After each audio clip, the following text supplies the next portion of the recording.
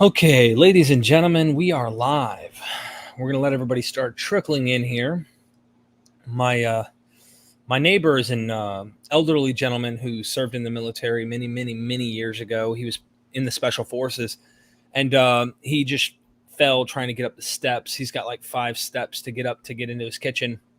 And so I had this planned for 12:30 Eastern time, and I got a knock on the door literally just before we were about to start. Hey, can you help me? My husband fell. So I just went across the street, was just like helping him get up the steps. He's like 200 pounds, so got to like man him up, to get him up, because he has one of those chairs that like automatically takes you up, but it wasn't working. So he tried to get up by himself. And yeah, that's always a catastrophe when your legs stop working.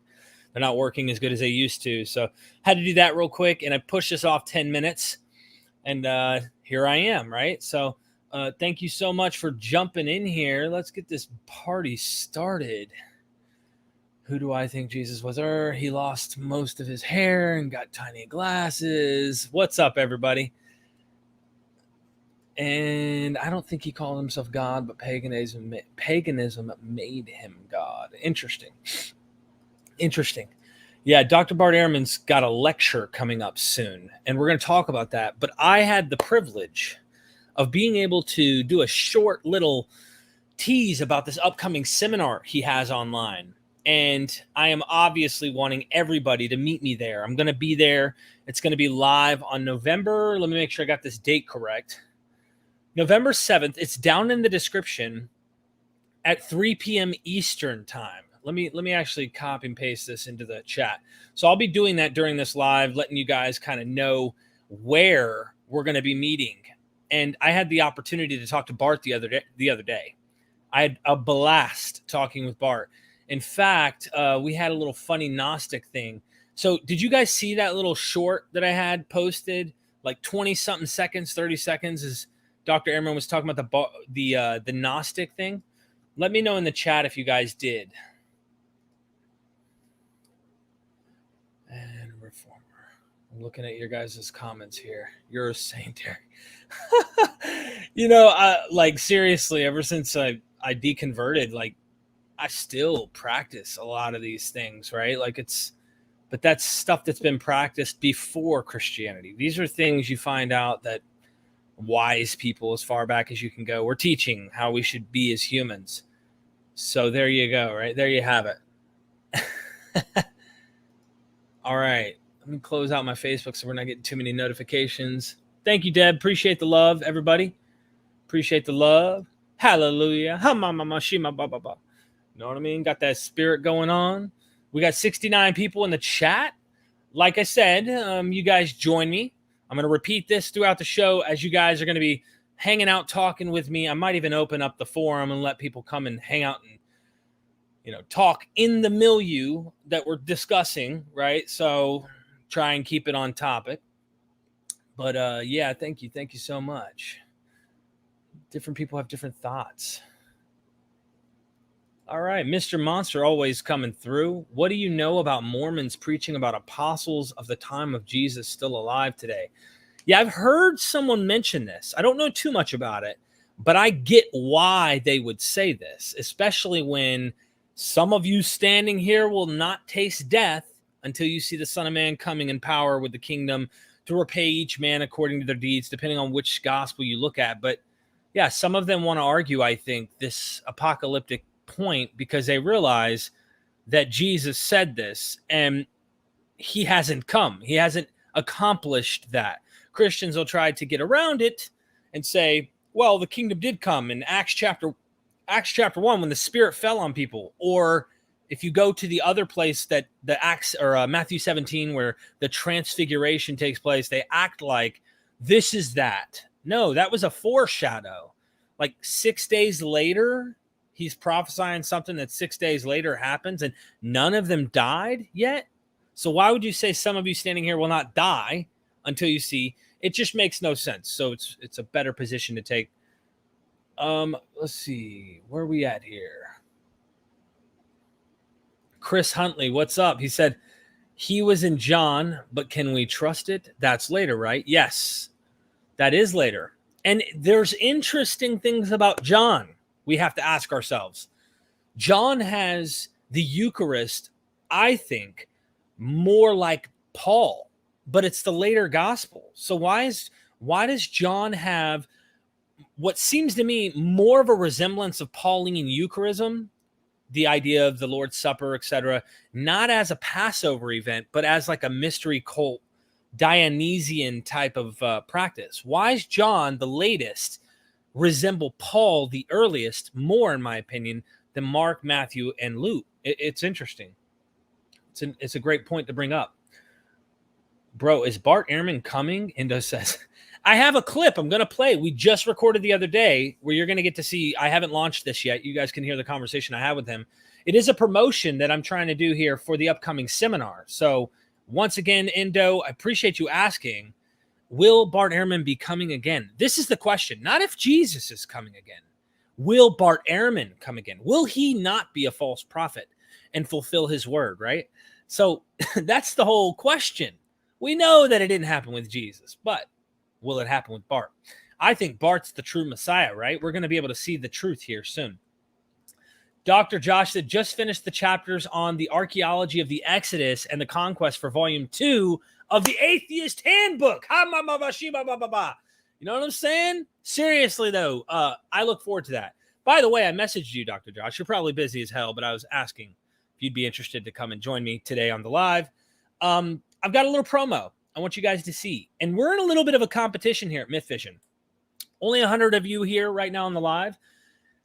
There is a competition going on, and I need my MythVision followers and fans and friends to join this seminar because we're competing against other major YouTube channels when it comes to who's going to show up, whose team is going to show up to Dr. Bart Ehrman's seminar. Look, I love all the YouTubers out there, but I'm a little competitive too. So we're going to go ahead and show you guys real quick what it looks like. If you haven't clicked the link yet down in the description, be sure to do so. Did Jesus call himself God? A closer look at the evidence. And Bart Ehrman's going to take a deep dive into this evidence in the seminar. Go join, go access, check it out. Look, we even have Religion for Breakfast. That's another person that's going to be joining this, if you will, competitive nature of mine, where MythVision's trying to get people to go and check the seminar out. But that is what we're going to be talking about, is what did Jesus think about himself? You know, that interesting legendary saying, who do men say that I am, that Jesus says. And we always used to, as Christians, listen to that. Well, some say you're a prophet, and some say that you're Elijah, and some say that this and that. Well, who do you think I am? Well, you're the Son of God. Flesh and blood did not reveal this to you. Well, what did Jesus really think about himself? If there's a historical guy at the kernel, scratch the mythicism for a second here, because a lot of guys who jump on here are like, he didn't exist. Let's suppose there's a man. What would he have thought of himself based on the data we have? Like, what would he have thought? Was he just going out there preaching the end is near? Did he see himself as a prophet? Did he see himself as some type of divine figure in any way? This is the stuff that really, if he did not see himself divine, destroys the foundation of what we understand as Christianity and 99% of what we call Christians, if you will. Okay, let's go ahead and tease this out here. I'm going to go ahead and share this video with you. And you tell me. Let me see. Where is it at? Clicking on that. Here we go. You tell me what you guys think, and I'll be back. How do I do this? Full screen. Let me go ahead and hit play. Check this out. We are MythVision. And look at who I have on the screen. Ladies and gentlemen, I have Dr. Bart D. Ehrman. Welcome to MythVision, my friend. Thank you. Thanks for having me. I'm excited. You know, I love learning about these narratives, how these religions developed, specifically your expertise in critical scholarship and textual criticism on Jesus. But this whole book you wrote, How Jesus Became God, I've been digging into lately, and I want to do a follow-up interview with you on this book. However, we have an upcoming webinar, if I could call it a webinar seminar, where you're going to be teaching, did Jesus call himself God? And we're going to dive deep into that. Can you tease us with something? Can you just give us a tease? Because I can't wait to be there. Ladies and gentlemen, go down in the description, join the webinar. It's right there. The link is right there. It's only $9.95 and it's live. And if you can't catch it live, it's $14.95. You guys can catch it anytime. Dr. Ehrman, tease us. Yeah, well, I've long thought this is a really important question because, of course, throughout the history of Christianity, I think right at the beginning, the earliest Christians called Jesus God, and they meant different things about it, depending on, because, what does it mean? Does it mean he's Yahweh? Does it mean that he's like part of the Trinity? Does it mean, and different Christians had different ways of understanding, like, what it meant. But the question in this webinar is, what did Jesus think? Good question. Because the Christians, later, definitely, and I don't think that Dan Brown's right in the Da Vinci Code that it wasn't until the Council of Nicaea that it happened. No, it's like just like way before Paul. I mean, right away, probably weeks later, people are saying that Jesus is a divine being. So it's one interesting thing, what they meant by that, and a lot of my book on how Jesus became God is what they meant about it and how they changed their views over time. But this webinar is a more fundamental issue. I mean, what did Jesus think about himself? Did he call himself a divine being, or did he actually think? I mean, did he think he existed before he was born? Did he think that he was like? I mean, what did he think? And so that's what the webinar is about. I can't imagine. I bet cognitive dissonance plays a significant role in how the formulation of Christology happens. I'm fascinated with that because your apocalyptic Jesus, who the man would have been is like foundational to this question. Would a preacher within a apocalyptic milieu, Jewish, Second Temple, would they be running around saying this? I mean, it's a great question. It's a really good question. And is there any other example of this? But you might say, well, yeah, but I mean, he's unique. He's the Son of God, so you wouldn't expect another example of it. But in terms of cognitive dissonance, that whole area is a very interesting field where somebody's convinced of something, so convinced of it and it's concrete, right? It could be disproved. Theoretically, that's what cognitive dissonance is. You've got a belief that could be disproved, and then it is disproved. And then what do? The people who invented this idea were actually social psychologists who infiltrated UFO cults, who UFO cults had thought that the Martians are coming on Thursday, and the Martians didn't come. And then what do? And so, but people have applied that to early Christianity, and specifically to the question of whether Jesus' followers thought he was the Messiah, but then he got crucified. Well, the Messiah's not supposed to get crucified. So that's cognitive dissonance. What do we do about that? I mean, oh my God. And it turns out most people who have cognitive dissonance don't end up thinking that they were wrong. They end up re-explaining it somehow. And so, we said Thursday. Yeah, we actually meant next Thursday, not but with Christianity, Christians had to decide in what sense is he the Messiah. So, okay, he's not the king we thought he was going to be, not a political warrior. So he must be some other kind of Messiah. Okay, so that's and it's highly related to my topic. And my topic though my specific topic is not did Jesus think he was the Messiah, although that's also a really interesting discussion that I should do sometime. But it's different from did he think he was God, because the Messiah wasn't supposed to be God, so he could be both. Obviously, I mean, Christians say he was both. But this one, I'm just interested. Did he think he was a divine being or a human? And how would we know? How would we know? That's a good question, because I know some people who take the stance that, well, why was he killed, right? These are teasers. I'm just putting question marks on. Why was he killed? Well, it sounds like he blasphemed, in one of the narratives here in the Gospels. Well, if he blasphemed, for what? Well, it claims like he's acting like he's divine. So they're saying, you, but a man, claim to be God, like you're equal with God, and boom, pick up stones. And of course, he has powers. So, it is. It's very interesting. And, most the people who talk about kind of the blasphemy thing, my sense is that, when you actually look at the crucifixion, just ask yourself, why do they kill him? Mm-hmm. Why does Pilate decide to kill him? Is it because he calls himself God? You have the placard over his head, that indicates the charge. And is the charge, this man called himself God? And so that's not proof that he didn't call himself God, but it means that the fact that he got killed and that some Jews thought he committed blasphemy doesn't mean that he actually did commit blasphemy. It doesn't mean that he called himself God. And so how would you know? Pilate killed himself for calling himself the future king. Yeah. This man is the king of the Jews. That's what the trial is. Are you the king of the Jews? It's not, Pilate didn't say, are you nuts enough to think you're God? Which God are you? It's not like that. It's like, no, are you a political threat? That's amazing. I look forward to this. The interesting thing about you being a textual critic is you not only are discussing like how Christians understood this. For Christians who use the Bible, they really should look at the text themselves and realize you're not making a case about what Irenaeus is saying, so to speak, or what Justin Martyr is saying. You're looking at the development within the text itself. So what are you going to argue with when the evidence for your own text speaks volumes against your own position? And this is what we do so well.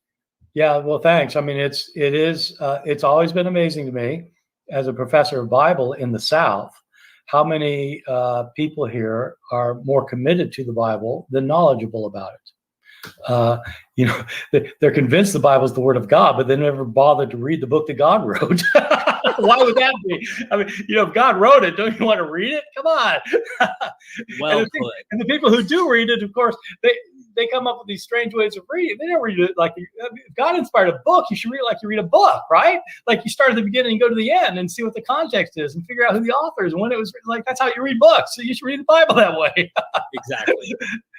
Exactly. So how long is this seminar or webinar going to be? So I'm going to talk for 40 or 50 minutes, and then there's going to be 20 or 30 minutes for Q&A. So people who attend will have the opportunity to submit a question. I'm sure I won't have time to answer all of them, but I'm going to answer the ones that I can. And so, but everybody will have an opportunity to ask a question. So it'll be about an hour and a half altogether. And what day is this taking place on? So it's going to happen on November 7th, and it'll be at 3:00 Eastern time. So November 7th, 3:00. It'll be people can register. People will have to register for it in advance, and then So it'll be done remotely, obviously. Yeah, absolutely. All you got to do is go down in the description. There's the link, right? Check it out, click it, go ahead and sign up now. And is it going to be used through Zoom? I don't know. It's going to work. Let's put it that way. I think it's going to be Zoom. I think we're going to do it through Zoom, but the guy who's my technical expert hasn't. I don't know. I guess he does. I think actually he put it. There might be a Zoom link actually on the invitation that you've got there. Okay. So there'll be some kind of link. There'll be some kind of link there. Yeah. I'm going to go there, ladies and gentlemen. If you're MythVision fans, you've been watching for a long time, join me in checking out this webinar. I'm excited to go do it. Not only that, let's give Dr. Ehrman a reason to come back on the channel and keep engaging in the conversation, because I'm super excited to hear what he has to say. I want to do a follow-up show with him on how Jesus became God. So if you have $9.95, go down in the description, click the button, and join, because I'm going to be there live. And I hear that there's going to be other big YouTube names that are going to be there too. So we're competing. You're competing. You need to get your people out. Yeah, we need to get as many people from MythVision to join. And go check out Dr. Ehrman. I'm excited. Let's be the #1 crew, all right, that actually gets people to show up, because this is what MythVision does. We are huge into the textual criticism. We are big into dismantling these texts and understanding what was going on.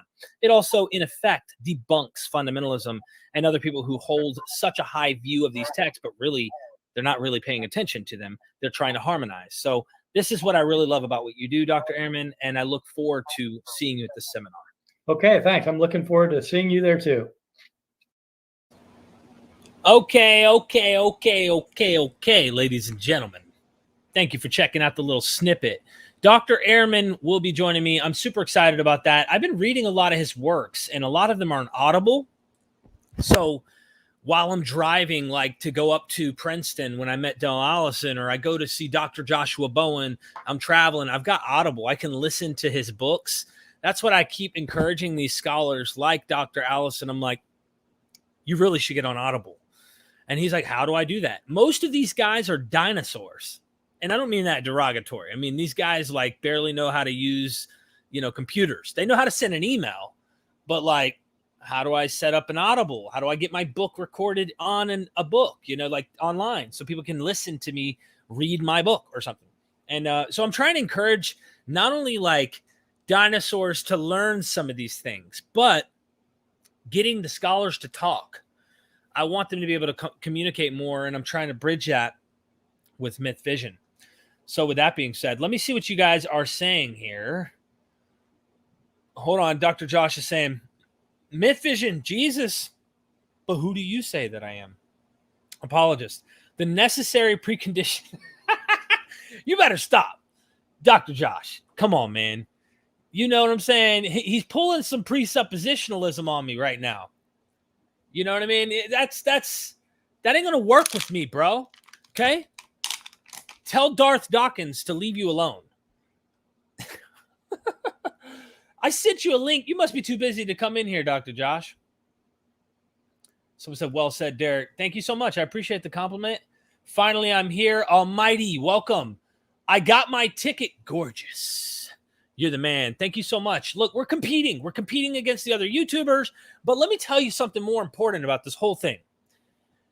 I want Dr. Ehrman to come back. I want to do unique things. I want to have him on with, other critical scholars that I've seen. Dr. Mark Goodacre, Dr. Delcy Allison, to talk about the resurrection and how they disagree. Not necessarily a debate, but maybe I can make some stuff happen. That would be history. We're all about like shocking people, like, how the hell did he get that guy and that girl and those scholars to talk, or vice versa, or whatever it might be. That is my mission, because this is going to be history. I mean, your name is part of this. Everyone who participates, you're part of that whole changing the game. MP4, YouTube, the internet world is actually making serious impacts and strides. That's not a joke. I mean, we really are getting people to see that, hold on, there's another way to look at this. I've only been taught by my pastor, and I've only been comfortable to listen within the church's ideas and whatnot. Now I'm like, hold on. These other guys who know the original languages, who are looking into these things, have a different way of looking at this. And even they sometimes can't agree. So why don't they agree? And getting into that is where I have fun. I have a lot of fun doing that. Let me see. What else do we got going on here? What's good? Awesome. It's been a while since I've seen your name in here. Welcome to the chat.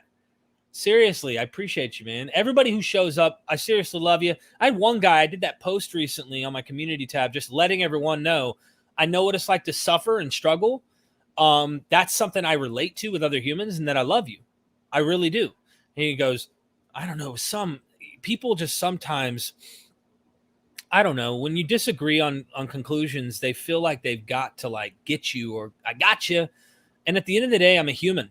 I don't give a shit at the end of the day, ultimately, on what you believe. Even if I think it doesn't exist or I don't believe it, I'm not the old man across the street right before I went live. I don't know what he believes. He fell down the stairs earlier this morning, right before we went live. I went and helped him. And I hope other people see that and do those things for in altruistic reasons, not just rewards in heaven or something like that, because then it's kind of like building character is the whole purpose. I guess if that helps you and that's what makes you want to do good. But that's when you get guys like David Wood who come out of the woodwork saying, if Christianity is not true, I will murder people. And it's like, would you really murder people? I guess he might. I don't know his personal life like that, but come on, man. I think it's time to grow up a little bit. Where do you get your morals from? Someone asked. Satan. Satan taught me, Abel. I'm just kidding. I think that morals are something we've evolved with. I don't think that the Bible is the place where the foundation comes, or that God in particular is where our foundation of morals come from. without getting into the whole discussion and sidetracking off into morality, and unless you have an objective morality that's divine coming from God, because I can point out from the Bible why I think humans are more moral often than the God of the Bible. But I get it. I was Christian too, so I understand where your mindset's. I don't want to act like I know, but if you're coming from the same worldview I did, I know exactly how you're thinking. Chris Huntley says, signed up. Thanks, Derek. Love Bart. Well, I'm glad you signed up, man. Thank you so much for that. Let's show everybody why MythVision, I don't care what you believe at the end of the day. We want to dig, right? You can say, Derek, I think you're bunk, bro. I think the scholar you brought on is wrong, but I learned a lot of interesting things from that guy, even if I disagree at the end of the day. We're all about investigating. And I mentioned this in an episode yesterday. Like, I'm kind of like Scooby-Doo for me. This is me. Every episode of Scooby-Doo I watched growing up, you always think it's a demon or a ghost or there's something behind it and it's mysterious and metaphysical, it's a monster, it's something. And at the end of the show, you find out, you pull the mask off and there's a person behind the mask. To me, that is my research into religion. You know, man is made in the image of God, right? The more I investigate, the opposite seems to be the case. God seems to be made in the image of a Bronze Age man or a Bronze Age king, but even heightened a bit above that. That's what it seems to me. It seems like I'm unmasking these things and looking behind the curtain, realizing the Wizard of Oz wasn't really divine. He's just a guy. You know, those type of things are what I really love doing. And I know Dr. Bart Ehrman's doing the same thing of trying to figure out behind the mask of the mythology we find within the Gospels and the New Testament, what did Jesus think of himself? And what would he have thought if he ran across these Gospels writing about him, unless he had like a serious ego? I'm going to suppose he probably didn't, but who knows? He reads this Gospel of Mark. Hold on. I didn't say that. What the? Oh, no, I can't believe this happened. Could you imagine what happened there? Thanks for signing up, Chris. I appreciate you. Let me copy that link and just paste it here because we're all going to be live. And I think Bart Ehrman's going to have like 3 of the top 3 channels of people that bring crowds to come check out the seminar. They're going to be like introduced by Dr. Ehrman or something like that. I hope MythVision's team is in the top 3. We might be number 1. You never know. I would like that. Let's see what we got here. Is there not the religion? Gotcha. Hold on. I'm missing context here. Jesus is a demiurge, Stephen said. It's always a human behind it, Awesome says. Yeah, and I love finding that out. I mean, the more we discover this stuff, it really fascinates me how humans are creative, but also religion to me is kind of like ancient science in a way where we just don't understand things, so we are making assumptions, but we're also very superstitious. And I don't want to destroy that. It's a fossil. You want to know the past. You can see how our ideas and thoughts evolve and change over a long period of time, even with morality and things like that. Let's see, James says, ironically, the biblical Hebrews were all polytheists until after the start of the Second Temple period, so monotheism would for them be heresy. Interesting. Second Temple. I would think Josiah in around these times, Ezra and Nehemiah, things like that, I would think where monotheism really starts to play a role. So Second Temple, as far as I understand it, would be around I would say 2nd, 3rd century BC, around this period of time. Monotheism is really playing a role, but henotheism seems to be more of an accurate term, a lot of people say, a lot of the scholars. There is this idea that there are no other gods and there's only Yahweh, right? It's interesting how that works. Let me see something. Appy says, all the Muslims smuggling themselves into the West because if left liberals like Derek. Because of left liberals like Derek. Interesting. I didn't know that I was a left liberal. I didn't even vote. It's kind of weird. It's a good debate. Do we have morality, altruism built into us as humans? See what we got going on here, ladies and gentlemen. Troy Miller says, show the link for the webinar again. Troy, I will do anything you ask, my friend. No, thanks for that super chat. I appreciate it. Here is the link. I posted the whole join me attached to it, so you guys have a time. It's in the description of this video, but I'm also popping it up on the screen so you guys can see it. Yes, I am a liberal with guns, just so everybody knows. I like a super left liberal with a 45 right there in that red box next to me, but you know, who knows? Anyway, yeah. Thank you, Troy, for that super chat again, my friend. I really seriously appreciate that. All right, I'm about to open the damn room up. I want to keep it in the topic of what we're going to have coming soon and showing up to the seminar. I really hope you guys do check it out if you can. I'm encouraging this because I really want to have Dr. Ehrman come on for more episodes. Let's do more. Let's do how did Jesus become God, right? And how that development took place. I want to do a whole episode on that with Dr. Ehrman. And then also other questions. Like I want to be able to ask your questions. We're not getting younger. So let's make history while we're here, while the sunlight's still shining on us. And then our generations coming in the future can look back and go, wow, that was a serious change. They really made an impact in the world, on the internet world, especially, which is the direction things are headed, to get people to start paying attention,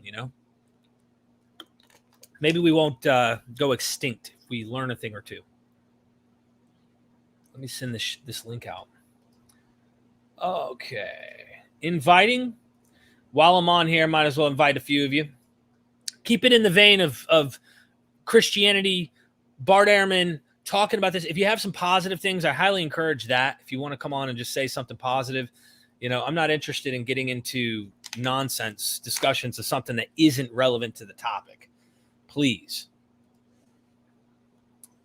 Do you believe Jesus existed? I do. I lean that direction. I'm not dogmatic, but I definitely think there was probably a guy at the basis. I don't close the door on the other ideas either. So I'm someone who seems to be very open to this. Let's see. Look and open the damn room. Someone said, open the damn room. Yes. Okay. Yeah. I'm not going to argue with you. There's the link. Did you guys get the link? Yeah, you got the link right here. I'm a moderate myself. Too much fighting in my life. Ezra is indeed Second Temple. Good. Okay. My thinking is catching up slowly this morning. I did drink a coffee, so I had a migraine and I took some Tylenol and I drank my coffee, so I hope that goes away.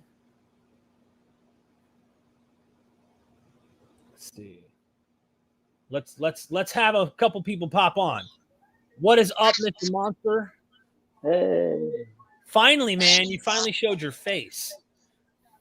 Cool. Here, hold on. I'm having an echo from the live stream. Okay. Hey, it's cool to be on the show. I watch it all the time, as much as I can, anyways. Yeah. Thanks for the questions all the time too. Yeah, I try and keep them as. Sometimes they're just statements. You'll just see me post a statement, and it can be either challenged or not challenged. It's just whatever. I'll put it out there. Actually, just to reference the comment I put at the beginning of this one, that's the super chat. Lately, I have some like Mormons in my local area, and they're willing to just talk and stuff and have not necessarily debates. They're definitely not willing to debate about it. But I was just, I wanted to know more about how they felt about things, and I'm not necessarily, well, I guess I could call myself an atheist, but not, I still kind of, I don't know. I'm more of one of those people like the universe is God. If there's a God, you can't really talk to him, and it's not a him, it's not a her, whatever. Right. But, I can't say for certainty because I don't know the truth. So I guess I do lean a little more atheist because I need facts. I'd believe. I'd get on my knees and I'd worship Yahweh if he like appeared as the burning bush or something in front of me. If he actually did something that happened in ancient times, then I could be more applied to that. But without that, I feel like I could believe anything at that point. I could believe that the Harry Potter books are real and that there is a Hogwarts out there and that it's a real place. I just have to believe, and other people can't see it because they're not magical, so only I can see it because I'm magical. I don't know, but lately I have been having this conversations and a lot of it had to do with, because they are Latter-day Saints, so they think this is the end days, and so I'm really trying to not necessarily convince them, but let them know that I definitely don't believe that this is the end of days.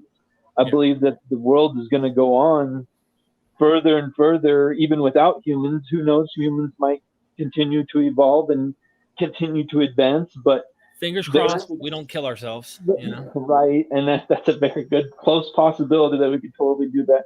Dinosaurs didn't kill themselves, but they had an extinction event, so it's a possibility for us. But the Earth will continue to go on until the sun explodes, which is still millions of years ahead of us. So, like, it's hard for me to really, like, I see these guys, like, some of the mainstream creationists talking about how, like, it started in 6 days and, like, how it's going to end soon. I don't have enough evidence to, like, say that is the I've truth. got enough evidence from my research on this whole apocalyptic stuff to actually suggest the opposite. Not only does cognitive dissonance explain the failed return, but it literally tells you when the end was supposed to happen. So if it didn't end in the first century, that we're not in the last days, because the last days were back then. There's no reason to keep stretching it, but we have plenty of other reasons to do that. And I think they're just trying to, the Mormons or whoever these people, is it Jehovah's Witnesses you were saying, or Mormons? No, it's Latter-day Saints. They don't like being called Mormon. Okay, well, the Mormons are a different group than the Latter-day Saints. But either way, really? yeah, totally different group. Latter-day Saints are not the Mormons. But either way, they're all apocalyptic in their thinking. Every time they predict something, it still doesn't happen. And I run into this in every field, even with Islam and other religions that I'm looking into. They're all, well, this prophecy was made. And I'm thinking to myself, how is it not ex eventu? There's different ways to potentially say this is written after, but some things may not be. You and me can make a prediction if there's two options.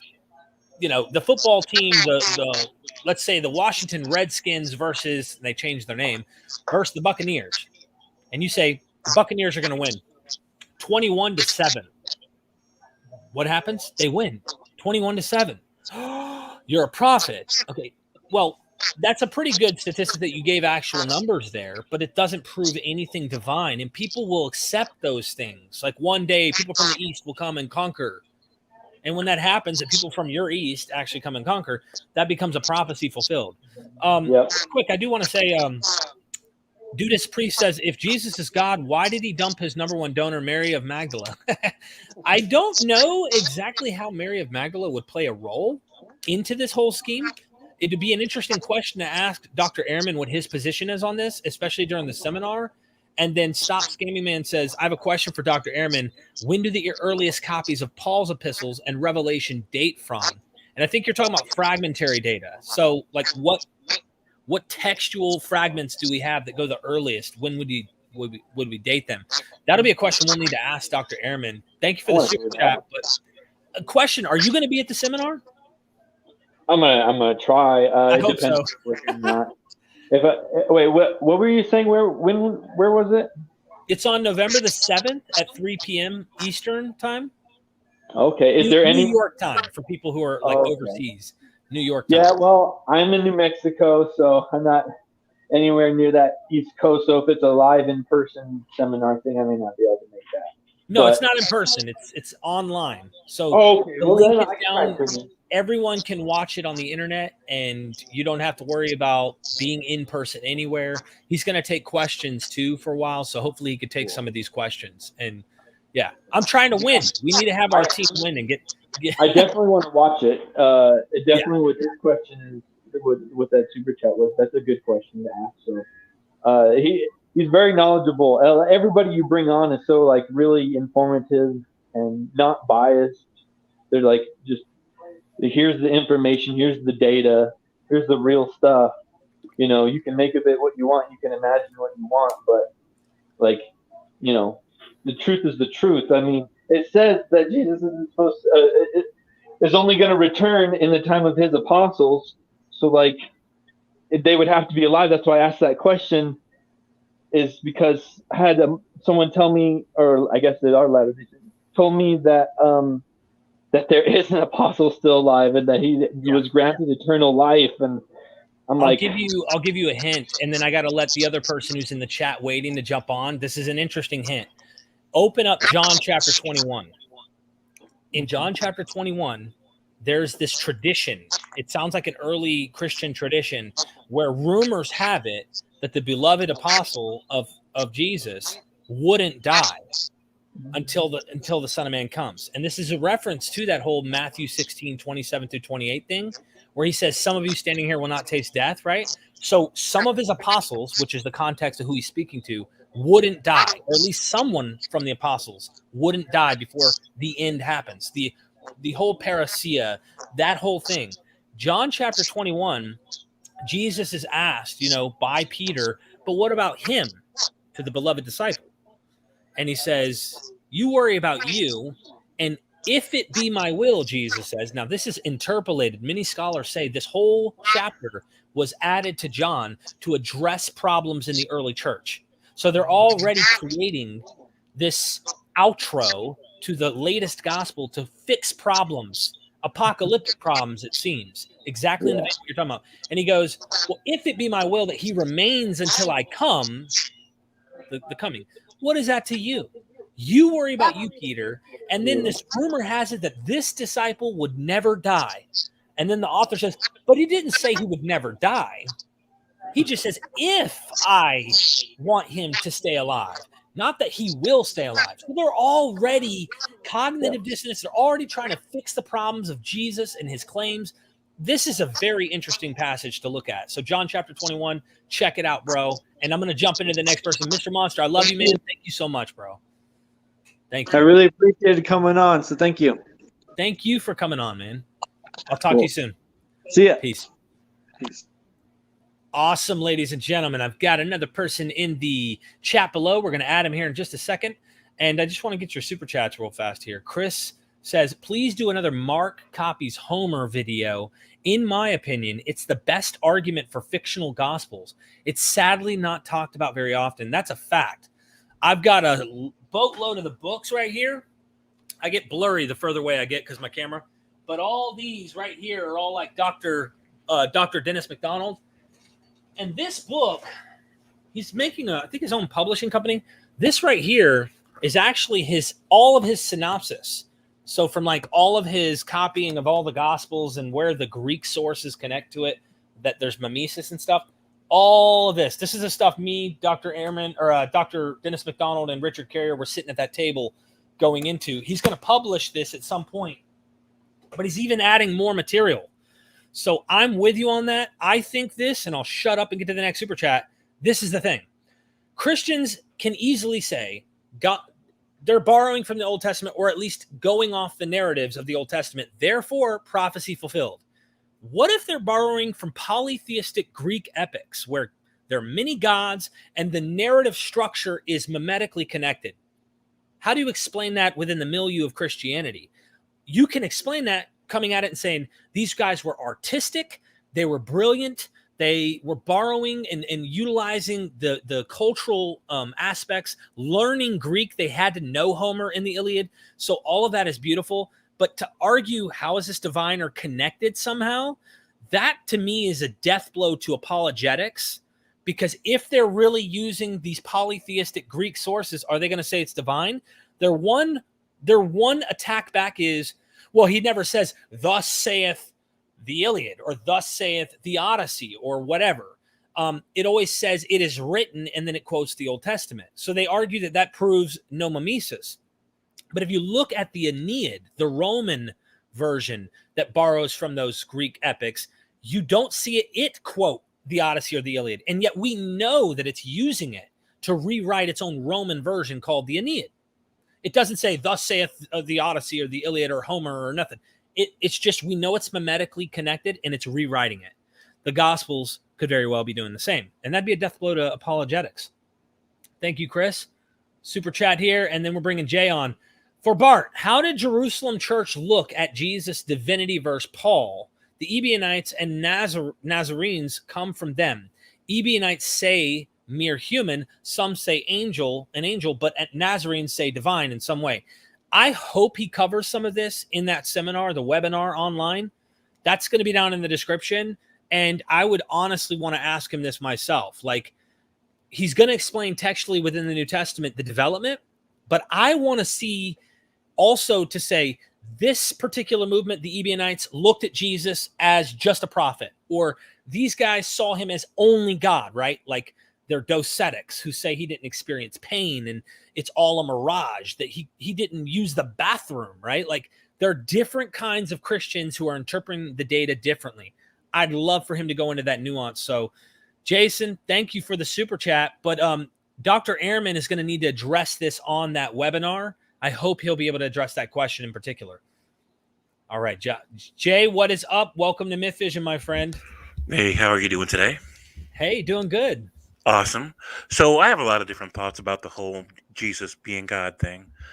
One of them is just how invested people get when they're a Christian on both sides of the issues. Trinitarians and Unitarians, they really get aggressive about it. And it's like, it seems like they never run out of things to divide over and get angry at each other over.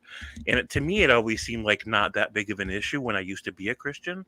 I'm like, does it really matter if you correctly understand the relationship between the Son and the Father? Does it really? But at the same time, now that I'm no longer a Christian, I'm an atheist, I guess you'd call me. I no longer have a dog in this or a God in this race. Right. But the thing is, as I look at it, I don't think the Trinity is rational. And that's the bigger issue for me, because it takes this idea of a God with multiple personalities, and then one of his personalities puppets what I would refer to as a kosher meat puppet. The body that's grown inside of Mary and then is articulated and moved around and spoken through is not in and of itself sentient. It's not a person. It's a vessel, right? And so he walks around and pretends supposedly to be a person, which I think is inherently dishonest. And then later on, he pretends to die by just leaving it on a Roman coat rack for a couple of days and coming back for it later. Now, let me ask you this. I got to probe a little here. Are you taking we're looking at what would have historically been the case, right? So how are you viewing this? Are you looking at the Gospels like saying, this is what it appears to me, even if this is legend? Or are you saying like what you actually think would have happened historically? So I kind of think the Unitarian reading is more correct about what the passages are trying to say. I don't think they intended to convey a Trinitarian idea of God. Right. I don't think that Jesus ever, within the context of the stories, I don't think Jesus ever claimed to be the Hebrew deity. But let's suppose for a moment that he's like secretly the God of the Bible. Kind of like what what's her name? Maggie? No, not Maggie. I don't know why I'm drawing a blank, but she believes he was a lesser Yahweh, or he was Yahweh. There's somebody who makes this argument that he was Yahweh, which is what Bart mentioned in that little section that I played. Sure. So that's one idea, and I can't say for sure. I mean, both sides have had thousands of years to work up their arguments, and they all have really complicated, interesting arguments to support both positions. But my thinking is, it just, in the context of the stories, it doesn't make a whole lot of sense for God to pretend to be a human, which again I think is inherently dishonest, and then drop holy hints hoping we'll pick up on the fact that he's really a god.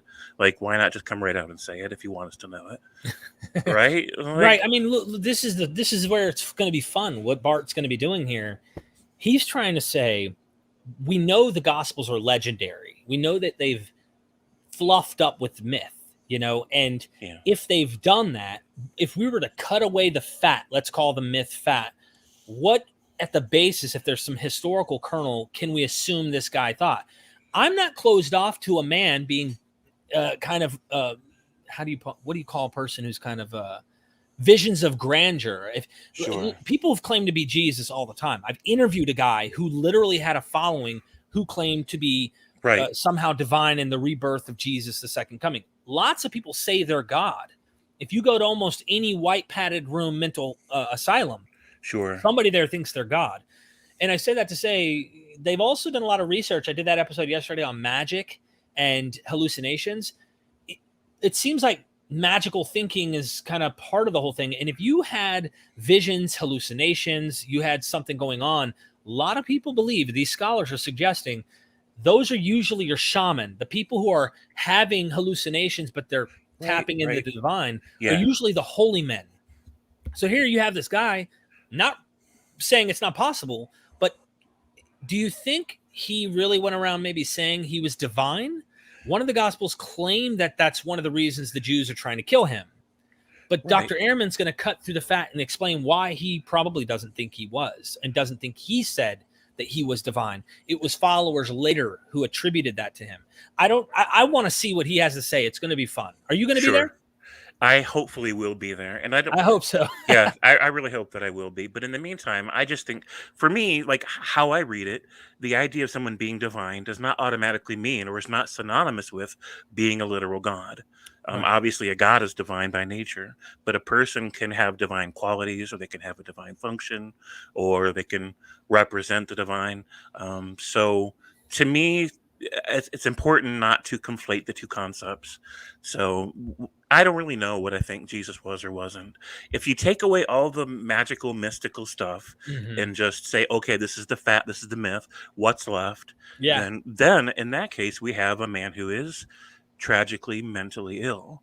I don't say that to be mean. I'm not trying to deride his character. It's the same thing I said yesterday. Like, I asked Dr. Dell Allison Jr. He at the end of the day, he calls himself a Christian. He believes that Jesus rose from the dead, but I'm like, he's more skeptical that he's willing to go in areas where I'm here most Christians won't. And he's a serious scholar. Sure. And I said, Dell, if you put on your skeptic glasses, what do you think happened to Jesus? His body. If we suppose he was buried, all right, based on the text, what do you think happened? And he said, I think Jesus's body was stolen by some group of people who were doing like magic, using his corpse in magical practices. So they would steal these corpses and use them in a magical practice. Now, part of me wants to giggle, right? Like, right? Oh my God. Could you imagine Jesus's body got stolen by a cult of magicians and they're using his body in magical practices? And people today are over here thinking he's alive and ascending on high. If that is true, holy crap. Like, it's possible. If that was true. It's possible. So I'm not trying to be.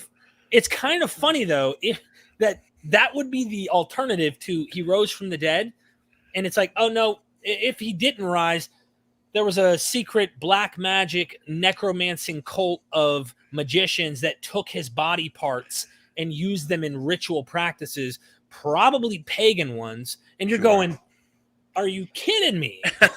Like, if that was what happened to him, that's crazy. So I want to know.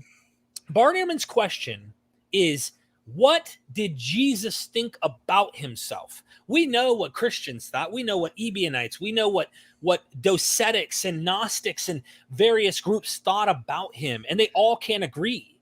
But if you cut through and get into the text, Bart Ehrman's saying he thinks he can look at what Jesus thought about himself and what actually is happening here. I want to look at that. I want to see what he has to say. Right. So my theory is you've got this mother who had a child way too young, right? Mm-hmm. And she's had a really harsh life. Maybe she has mental illness and really believes that a God impregnated her. Now, if she really thinks that, she's going to pass that idea onto her child. Oh, well, you're the son of God. He's who got me pregnant. And so she plants this mentally unwell idea into this impressionable young child. And if he grows up to have a bad or a strange relationship with his earthly father, because you're not my real dad, right? He could end up in this frame of mind where he starts to buy into this magical thinking. He's already part of a religious culture that indulges magical thinking anyways and encourages it. So it could have caused like a psychological fracture within his mind. He could have been struggling with mental illness. We're talking about a man who was trained to be a carpenter, but apparently never really did anything with it. So he goes around jobless, homeless, hanging out, always preferring wine over water, hanging out with his close-knit group of male friends, never hanging out with the women, right? And in a society that would have been very unapproving of homosexuality. So I think that he felt estranged from society. I think that you think he might have been homosexual?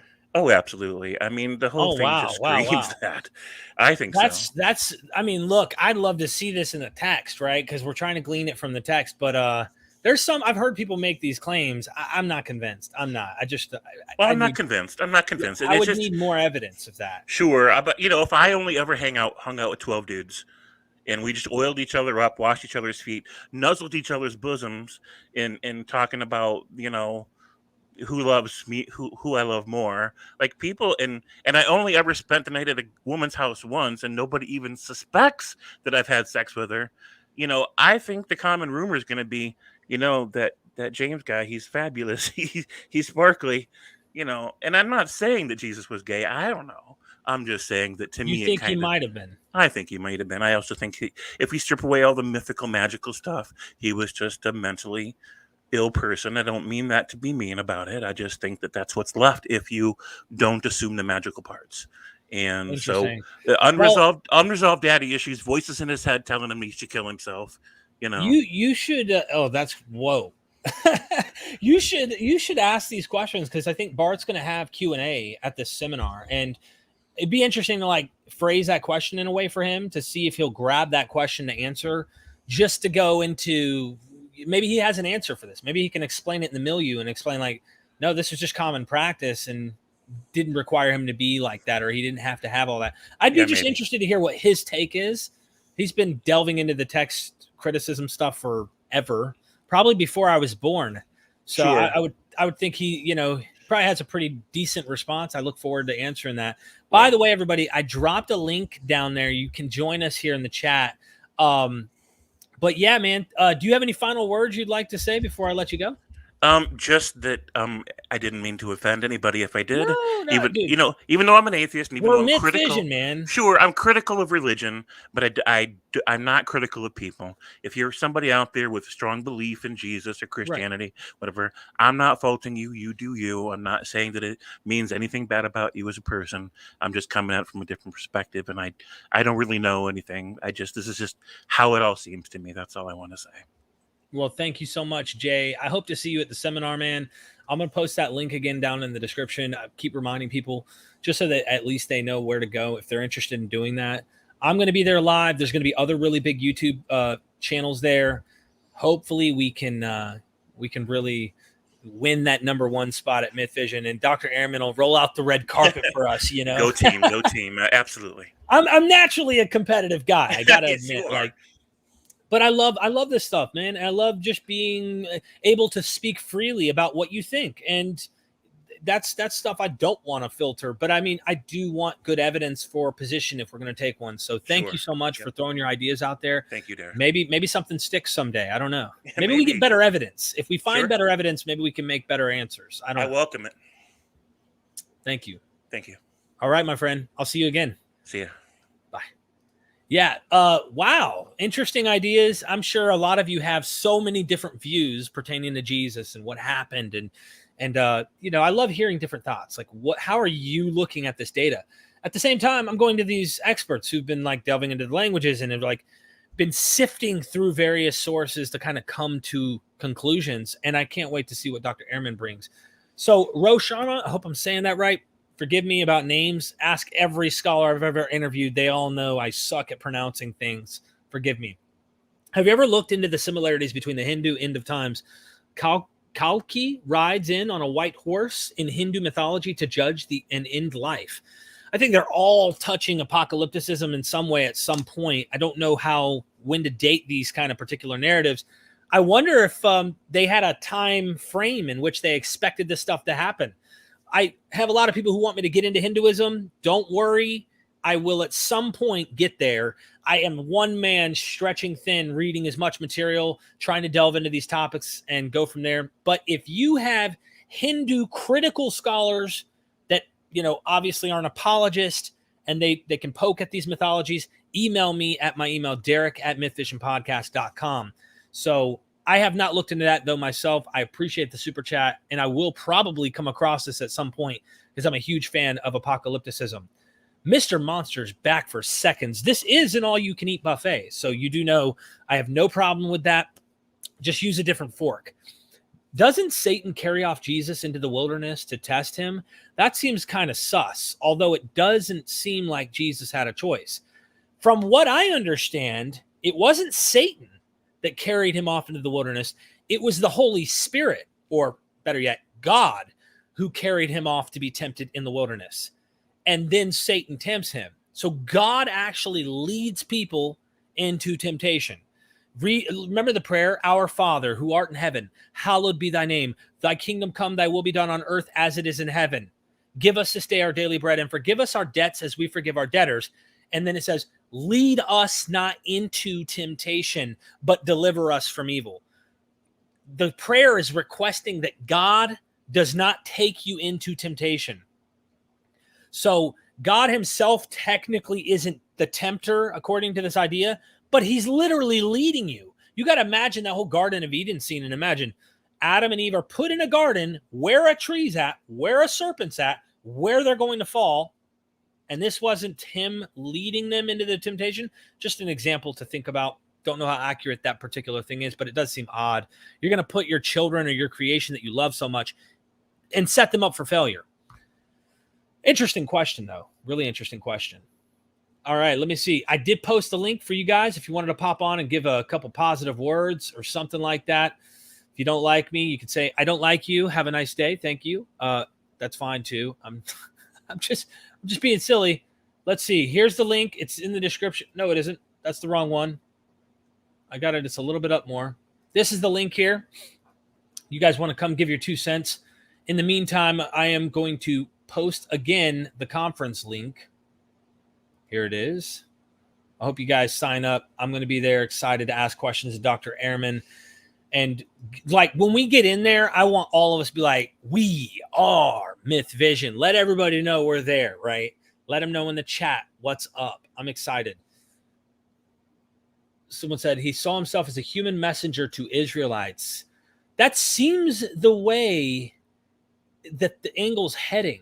You know, like that seems, if you take a mythologized historical individual, that makes a lot of sense to me, especially when you look at Matthew.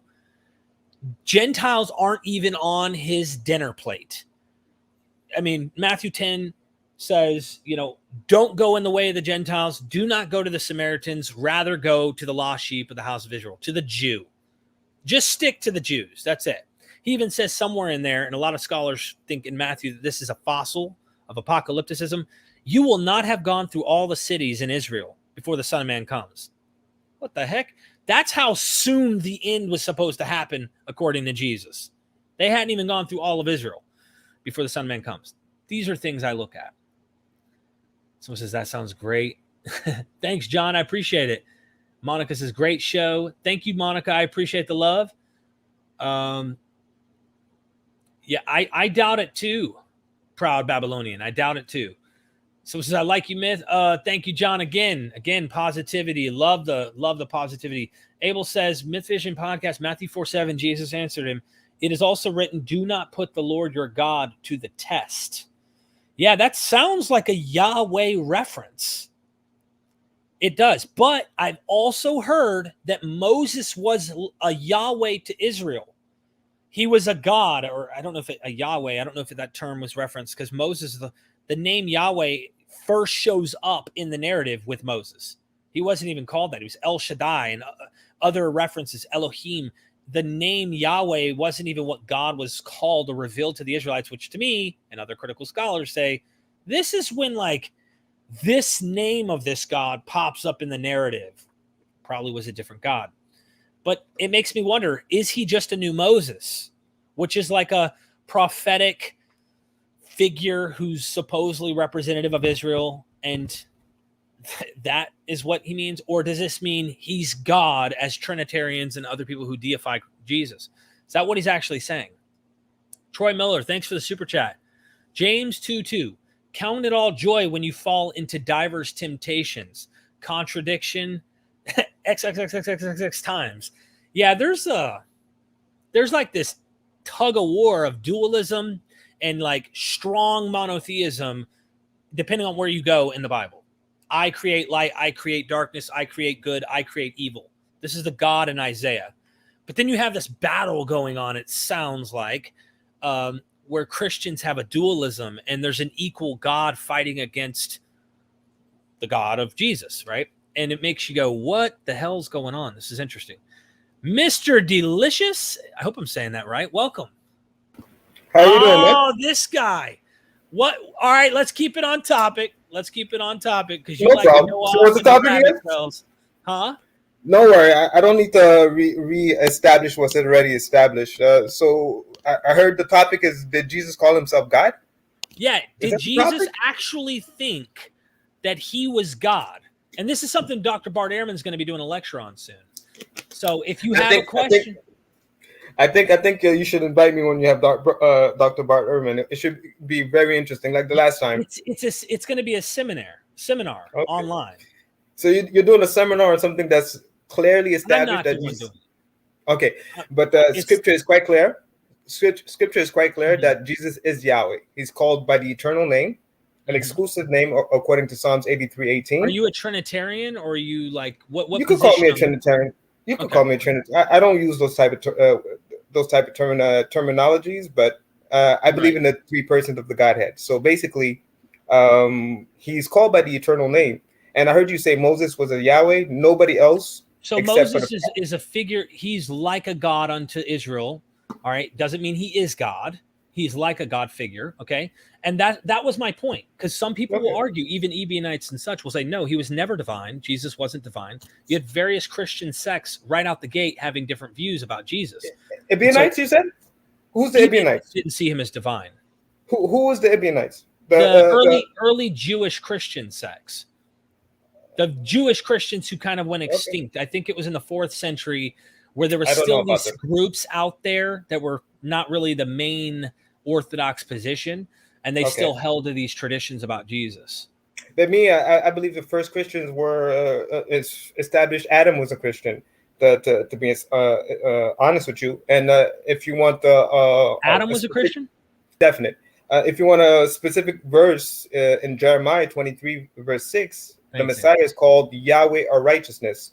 Again, an eternal name as per Psalms Exodus 3:16, 15 and 16, and an exclusive name as per Psalms 83 verse 18. So I gave you two references that makes it clear that the Messiah is divine because he has the eternal name. And so, all right, do me a favor. We've got people saying Ehrman would wipe the floor with you, right? All right, that would never happen. So here's the deal. Nobody could beat you in this. You're the best. No. I specialize. I specialize in what I specialize in. No. Let's make it clear. Well, Dr. Ehrman specializes. So I would love to see you at the seminar, and actually pose a question to him. Trick question. I don't care what it is. I'd love to see this. Okay, no problem. But just to make it clear, before I let you go, Scripture is quite clear from Genesis to Revelation. The three persons of the Godhead. You pick a book, and I'll show you the three persons of the Godhead. If it's a substantive book, like don't go to the book of Psalms, not Psalms, the book of Songs of Solomon. But I could go to the books of Songs of Solomon. But if you go to Genesis, the Torah, the first 5 books, I show you the three persons of the Godhead. If you go to the Psalms, I show you the three persons of the Godhead. If you go to the Proverbs, I do the same thing. If you go to the prophets, I do the same thing. So this is something that that's what Christians have been doing all along. You could show me Jesus' crucifixion. You could do all of that stuff within the Hebrew Bible. But there's also huge discrepancies where critical scholars will look at these same passages, looking in the context in which they're written, see how things have been lifted and reutilized. We call it recontextualization within the New Testament. So there's a lot of reasons to think, they believe there's inspiration there, and they're utilizing these texts as if it's a double fulfillment or somehow it's still relevant in the contemporary time of the 1st century. And I understand where the thinking is. I was a Christian for many years and I thought this way. But now I'm like, I wonder if creativity plays a role and that these people are looking to scriptures, using them like Christians today are doing the same thing. The third temple is getting built and look in the newspaper, the end is nigh, and they're doing the same thing. But here's the final word before I let you go, my friend, because I've got other people who are interested in coming in. No problem. This is my final word. The difference between me and everybody else is I could establish my doctrine or my beliefs with 2 to 3 witnesses. As it says in Psalms 119, 130, the word of God is a light to the simple as is no, what it says, Psalms 119, 130, the word develops and gives understanding to the simple. So I can develop my understanding. The same thing I did with Dr. Kip. I went to 5 verses to establish my position. He couldn't give me one reference where the word Natan meant where sacrifice. I stand on that. No problem. But I give 5 verses just for the people to understand that I can develop. I can show the context from. I think anybody can show anything if you really try hard enough. I seriously think people can do just about anything with the Bible. You can harmonize almost just about anything if you do try hard enough. Dr. Ehrman's mentioned that too. And hold on to our chat real quick here before I let you go.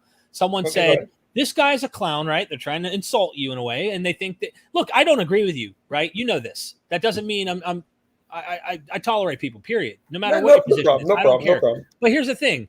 It's not alive like I'm bringing you on the show. I'm saying ask your question in that seminar and then have Dr. Ehrman address that question. I ask anyone to ask the question. So I'd be happy to hear his response to whatever you have to bring to the table.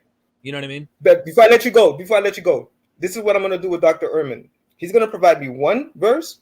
He could say 2:4, right? And a layman person is going to say 6 is the next number, right? But I'm above that. I would say 2:4, 2 plus 2 equals 4, 4 plus 2 equals 6, 2 times 2 equals 4, 4 times 2 equals 8, and 2 squared equals 4, but 4 squared equals 16. So my point is, I can continue the progress. You're going to stick to the first verse, and you will not be able to provide the second verse. I could provide 2, 3, 4, 5. Friend, and that's what I'm going to do. That's what I'm going to do. I want to see you there at the seminar in the chat. And thanks for coming on, man. You have a good one. No problem. You too. Peace. All right, ladies and gentlemen, anyone else that would like to join? I'm sending out that link, of course, and I'd love to hear you guys' thoughts. But like I said, I have no control over the seminar. I'm going to be there at the seminar, and it's hopefully be the top team that goes out and makes this happen. So here's the link in the StreamYard. Love to hear you guys come on, talk about Dr. Ehrman, keep it within the idea that he's been discussing, and we'll go from there. Dr. Kip Davis is in the chat. Oh, snap. What is up, my brother? How long you been in here, man? All right, let's see. Someone said, buy yourself a McDonald's combo meal at the conference. The scholars you get on your channel are amazing. Awesome stuff. Keep it up. Islam Channel USA. Thank you, my friend. Seriously appreciate that compliment. It always lifts my day up to see you guys are inspired.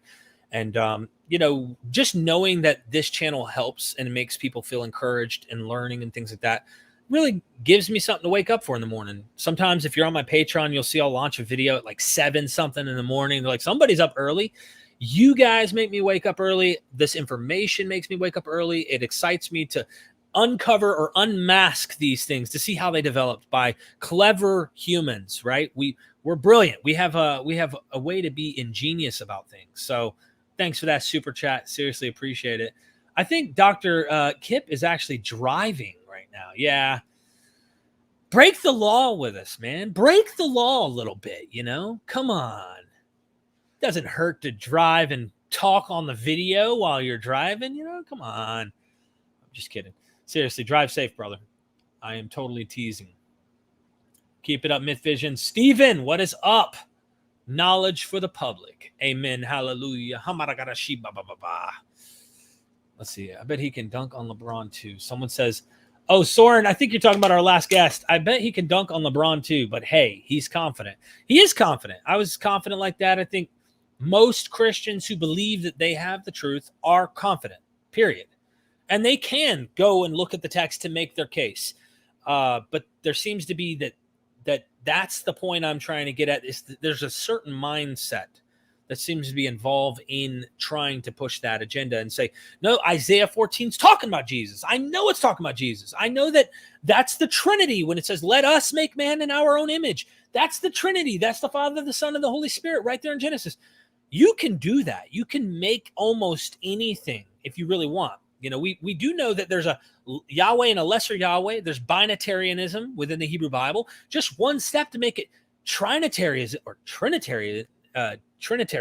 There's easy things we can do all day long. He was just a man. He was just a God. He was an angel. He was this. He was that. So many things we could do. Stop scamming, man. Always back. Don't know if this question fits properly, but here goes. Did Bart do any jobs during his year studying to become a scholar?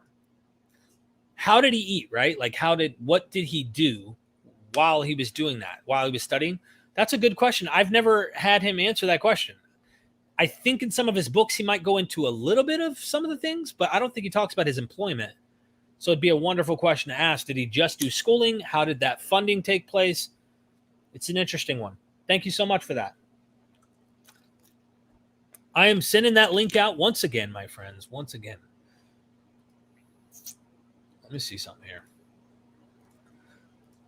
Before I let you go, I figure why not? You guys are hanging out with me. 300 people in the chat. Hit that like button just so that YouTube realizes MythVision exists and they can keep on promoting the channel to get the information out there.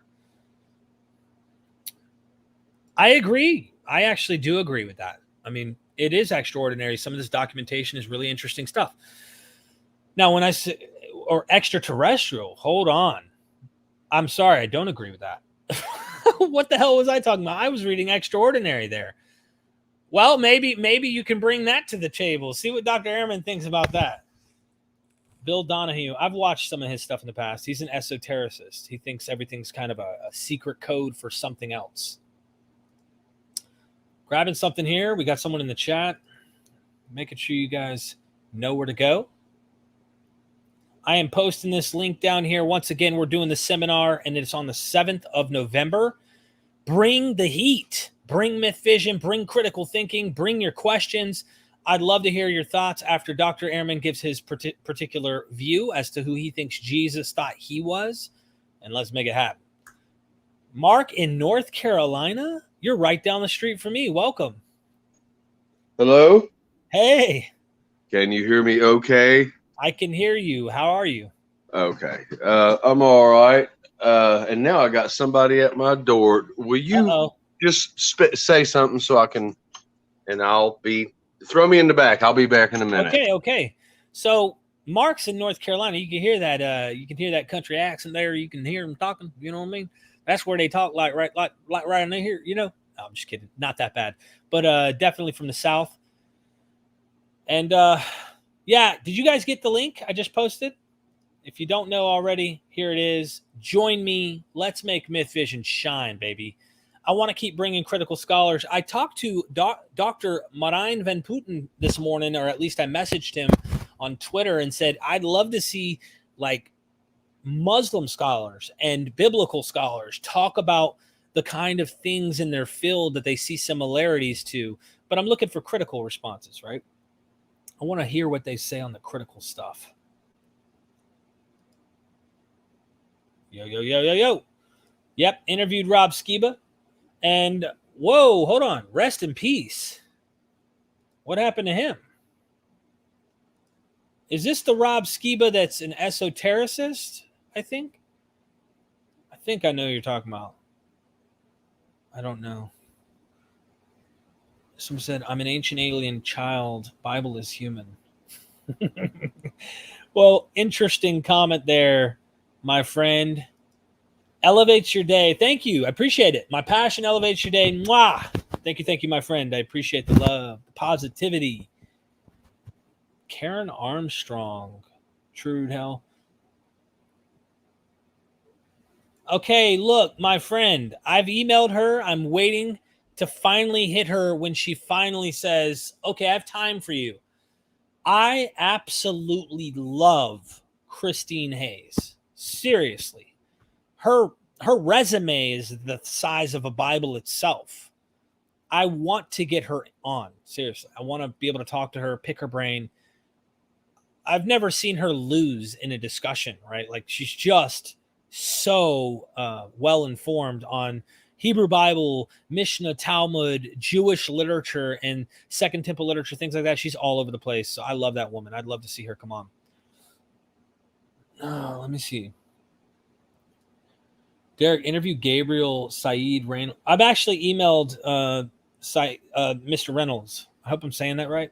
I have emailed him. I haven't emailed Imran. I'm going to be trying to look at these people for sure. All right, Mark, are you ready, my friend? Sending it. No, I'm not. You're not. All right. I'll check back with you.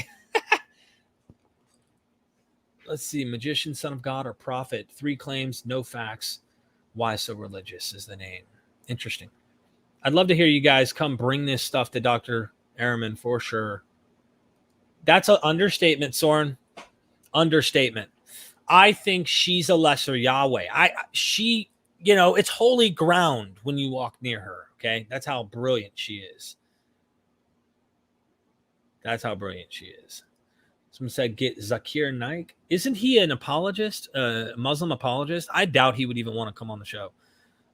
I don't know if that's the guy I think it is. I'd be interested in hearing his take, but it's like dealing with, if I'm going to bring people, like if I were to have William Lane Craig come on the show, it would probably be to have a discussion about disagreements with another scholar. So that would be the goal.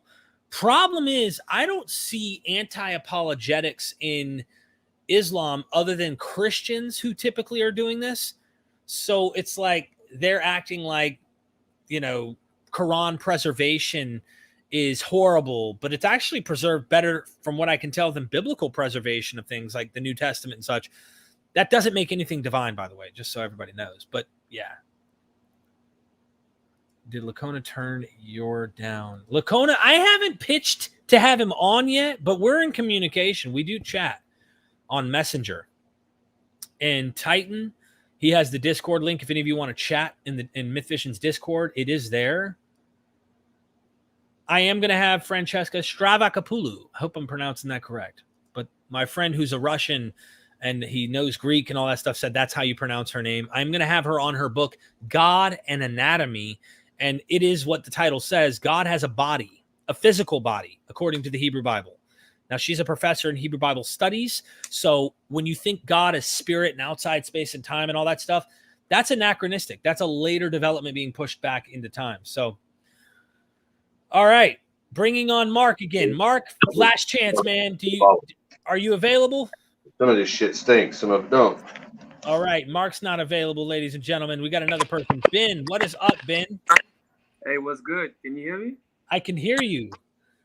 Yeah, man. I haven't been on the channel for a while, but I think you remember me. I was here last time talking about extraterrestrials and whatnot. Oh, snap. Well, look, I'm not trying to get lost into this conversation about extraterrestrials, but if it's relevant to Ehrman and you think it's something that could be presented about Jesus or whatever, I really would love to hear you ask the question and see what he has to say about it. You know what I mean? Definitely. I mean, I think there's a lot of evidence. What I want to ask Ehrman is this, though. I want to ask him about the gospel of Jesus' wife. Have you heard about that? The gospel of Jesus. Is this something found in the Nag Hammadi library? Yes, I think so. But it's in Harvard. There's like a panel discussion that was on YouTube and everything. But it was in the Nag Hammadi scripts, I think. Yeah, I don't know much about it, but I'm pretty sure he's probably come across it because I think he's tried debunking Dan Brown type material and stuff like that. And he should know something about it. If not, Mark Goodacre probably does. I'm fairly confident Elaine Pagels knows about the Nag Hammadi text. Yeah, I think. But is the discussion mostly about Jesus being God? I can't hear you. Is the discussion mostly about Jesus being God? The question is what Jesus thought about himself. So if you think he's an extraterrestrial who came from outer space, let's say, then you would think he thought something different than he was just a prophet, man, etc. Oh, okay. No, I wouldn't say he's an extraterrestrial, but I'm saying because what we have is the Bible and what the Bible said. And the people who gave us the Bible clearly wanted to make it seem as if Jesus was God. So someone in the chat mentioned Bill Donahue, and he has a very esoteric way of interpreting the scriptures. So, I mean, I think that's really the only way you could argue that Jesus didn't claim to be God, is if you change the definition. Like crucifixion is really a mental thing, and it's a consciousness thing.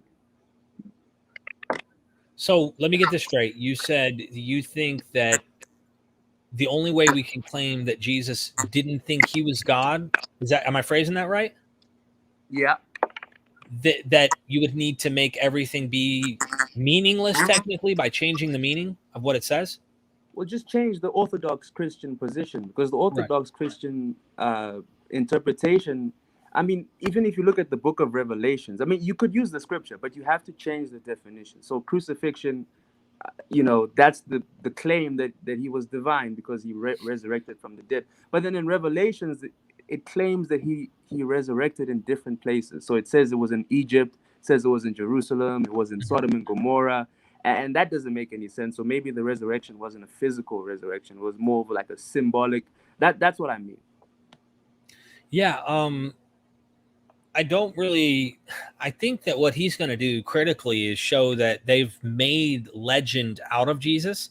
So trusting what the Gospels say as though they're factual and what Jesus actually said or what he thought about himself. I think he's using historical, cultural context to come at this and say, what would an apocalyptic Jew during the time in the first century think?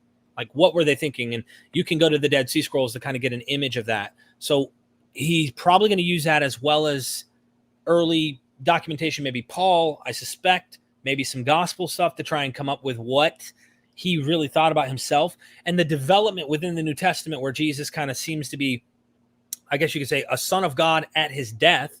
Paul seems to say his death and resurrection, the resurrection is what made him a son of God. And the gospel development starts to change that. Like at his baptism, he was called son of God in Mark.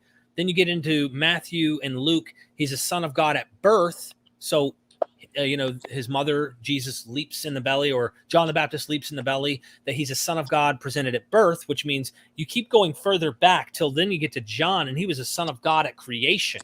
And I think he's going to show the mythologizing that's happening, but he's going to get into far more detail than what I probably did just say. But I have someone in the chat. Did you have any final word you'd like to make? I'm actually not sure what your position is. I know you're a mythicist. No, I'm actually a historicist, but I don't close that door. Yeah. Okay, so what exactly is your specific position on the person of Jesus and what he claimed to be? That's a great question. I still have big question marks. I don't put too much weight on any particular, but it sounds like he was probably an apocalyptic prophet figure, a man. And in some sense, my mind thinks that when this hit the Gentile world, because it started out as a purely Jewish movement, when it entered into the Gentile milieu, where more Gentiles are entering this movement, I think when that happens, that's when this mythologization and divination really starts to play a role. How to understand that? That's technical. You know what I mean, bro? But at the end of the day, that's my thinking. And we all have different thinking as to why. But I just want you to know that that's what my thinking is right now. And it did mythologize and develop further in that milieu. And it got further away from the Jewish or origin. As we see, a lot of this stuff starts to, Matthew's trying to make a Jewish Christianity. Luke's opening up the door. John's really opening up this door, it seems. And then you have early church fathers who are already extremely gentilized, if that makes sense. So anyway, yeah, I've got someone in the chat. I really appreciate the questions and the kindness from all of our guests who's come on. I have someone I'd like to bring on here that's waiting. And thank you, Ben. I'll see you around, my friend. Thanks. Hopefully you meet me at the seminar, man. I'll be there. Yeah, if it's online, definitely. Yeah, it's all online. It's down in the description. And I want MythVision to be the team that wins. I'll post it again in the chat if anyone wants to sign up. November the 7th. It'll be live at 3 p.m. Eastern. Yes, sir. Thank you, brother. Cheers, bro. Bye. That's awesome, man. I always appreciate, even when we have disagreements on ideas and stuff, I always appreciate respectful, kind conversations. And we got more questions, I think, than we have answers. And I think that's a really good place to start. Because if you have all the answers and you're starting with your sacred cow, then all you're doing is trying to flex on everybody else and tell them how you're right, everyone's wrong. I really think having more questions to ask and present those things and be kind of nuanced always brings more learning to the table. That's just my personal philosophy. Proud Babylonian, welcome. I'm loving the face mask and the glasses. What's up? What's up? I'm doing great. As great as you can do for living in Southeast Texas. Nice. Did you have any questions about the potential upcoming interview, the seminar that I'm going to have with Dr. Ehrman? No, but I love your show. I love Thank the you. way that you seem to look for the truth.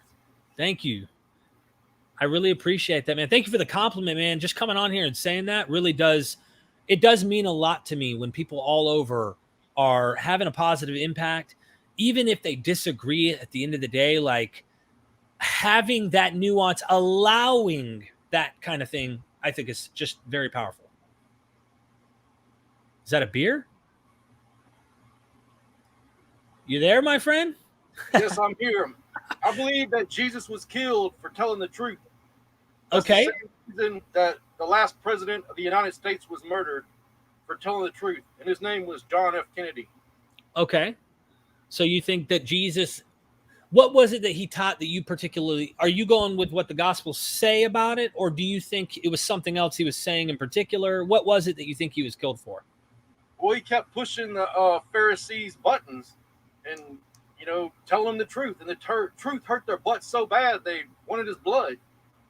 Right. Like what we see with people you irritate if you rub them wrong or you're against their ideas in particular and things like that. Yeah, he needed to be more of a comedian. Truth is my God, and I try to be funny about it so I live a little longer. Well, it looks like you're trying to be funny, man, I appreciate you, man. Thank you for coming on. And I'd love to see you in the chat, man. I mean, no matter where we come from, always enjoy this. I love going to the critical scholars to hear what they have to say, and be interesting to have you ask a question of Dr. Ehrman. He might grab your question, show up and represent MythVision. The one thing I think Jesus talked about the divine spark within, and also try to teach us about the divine spark within us. But many people get confused and think that they are God. I don't think that's what Jesus' message was, that for people to believe that they are God, that just to see the divine spark within you, to look at your body as a temple. Mm-hmm. Are you like a Gnostic in a way, or? Yes, I'm a Gnostic agnostic, or an agnostic Gnostic. Okay. Someone's going to say contradiction, but no, I have a friend of mine who enjoys the Gnostics, but is also personally, I guess you'd say, labeled a soft atheist type of agnostic. But either way, it's interesting, man. I really appreciate it. You got anything else you'd like to say before I let you go? I believe that most mainstream religions were created by the devil, the father of lies, to keep people from coming to know the truth and drawing near to the face of truth. Well, thanks a lot, man. I appreciate it. I'm not sure I can agree with all that, but at the end of the day, I think it's a human development. Oh, yeah. One of the things that they say that I heard that's really cool is they say Halloween was originally created to honor the people that were killed in the flood. Never heard of that. Peace out, my friend. All right, ladies and gentlemen, we got a super chat by Kendall. I'd love to see a discussion between leading Calvinist John MacArthur or Stephen Lawson and one of your source doctors. John MacArthur? Oh, man. That'd be interesting. I'd like to see like a discussion happen, maybe a formal debate, because it would be talking over each other. But I used to follow a lot of John MacArthur stuff and all of the Calvinists and whatnot, but I don't know how it would need to be like a setup debate type thing over a particular topic. But I feel like you just hear the same thing he says already all the time. That's what I think would happen if I had that kind of setup. I'm trying to picture it in my head. I don't know. I feel like James White would be a better representation of not only Christianity in terms of his understanding of, the historical documentation, but even then he's still a fundamentalist. He's still kind of a presuppositionalist, if you will. But thank you so much for the super chat, Kendall. I would love to see it happen. Maybe one day it will. I don't know what happened over the past few people I've brought on, my friends, but I am interested in hearing what you guys have to say about Ehrman. And I'm looking through the chat right now. That's what I was thinking. Gnostic. That's what I was thinking. We got some modern Gnostics. Interesting outfit, someone said. That's what I thought. Same thing. The butthurt Pharisees. You know what I mean? The dude's a Crip. Someone said he's... Oh, snap. I was thinking, hold on. What the hell's going on here? That reminds me, I need to go to the barber, Ray said. Yeah, there's some people say that. Some people say Jesus was killed for trying to cleanse the temple. Dr. Bob says, nah, he'd have been killed on the spot for that. They had guards in the temple that he'd have been killed on the spot. That's what they say. How do we know? Like, at the end of the day, how could we really know what actually happened here? We're kind of using historical methodology. It's probabilistic, so we're trying to look at probability. Yeah. Super chat by Indiana Smith says, I understand that you were once a mythicist. What was it that changed your mind from mythicism to historicism? I think, personally, what happens is we're overly critical. I think sometimes we're overly critical. We don't grant potential historical data. And for me, it started to make me think, at the end of the day, is there really that big of a gap between a guy who is mythologized and complete fiction? And I'm looking at this, and for me, I'm looking at this going, is it really implausible? When I look at the apocalypticism of the New Testament and I see right out the gate how the similarities to Dead Sea Scroll, Qumran type sects had this end prophet kind of concept, and then it gets mythologized to divination and such, that really started to make me think, all right, are we starting with the right premise? Are we starting with he's really completely concocted into heaven and everything is euhemerized? It just made more sense to me that there was a guy who's been fictionalized or mythologized, and going from there. I have no evidence that I can prove to you, but looking at the little bit of data, and if you were to just flip it around for 1 second, it makes perfect sense that there could have been a guy that was mythologized. These are like little things too, like what is the late first century guy who's not even a Christian? My brain has a brain fart here. I can't even think. There's this guy completely mythologized. Dr. Price thinks he didn't exist, thinks he's completely myth.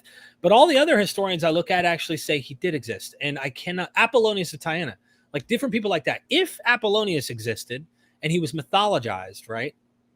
It's not ridiculous for me to see that the same thing could have happened to Jesus, especially once it gets a hold of the Gentile community who are looking at him and making him have the motifs of the Greco-Roman world. That seems to me to make a lot of sense. My opinion, and it is an opinion. I'm not dogmatic. I think Dr. Bart Ehrman really lays that hammer down more, but maybe he sees something that I don't. Maybe he's more convinced for different reasons. Troy says, look up Bart Ehrman versus James White debates on YouTube. I heard he mopped the floor. I heard that like James White was really getting upset during that debate. I didn't watch the whole thing. It'd be interesting to go rewatch that. But yeah, I would love to see that kind of debate happen on MythVision.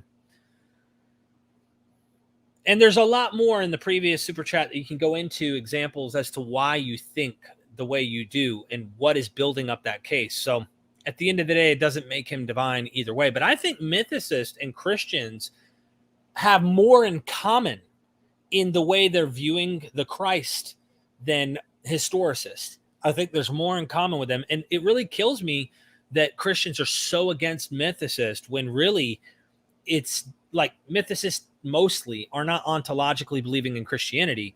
Mostly. There are some mythicists who believe. They don't need a historical Jesus to have faith in the Christ, I guess.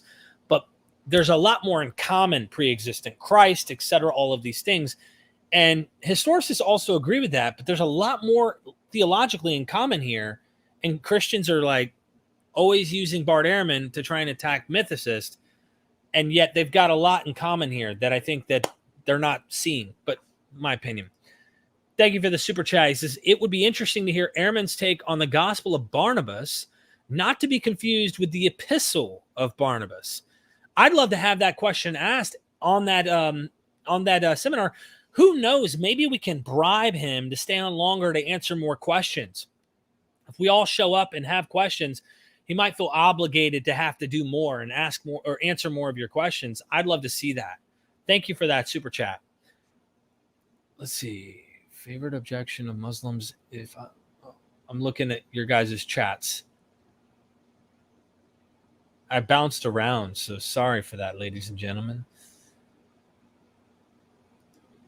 My son, Romans made wine out of vinegar. I think that is true. There was definitely something like that. Anna Twink, thank you for the comment. Now, I don't think that will ever happen, my friend. I don't.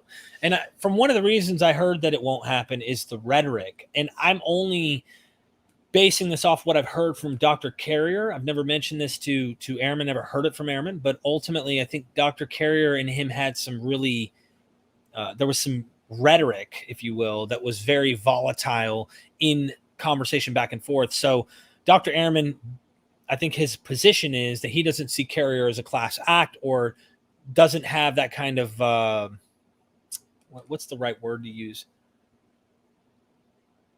He's looking for a reputation of someone who's going to be decent, even if you disagree. And that's, I think, why he also debated Dr. Price instead when they did have the debate, because Price may disagree with everybody on many ideas, but I guess they've never had bad words. And Dr. Price and Ehrman are actually friends.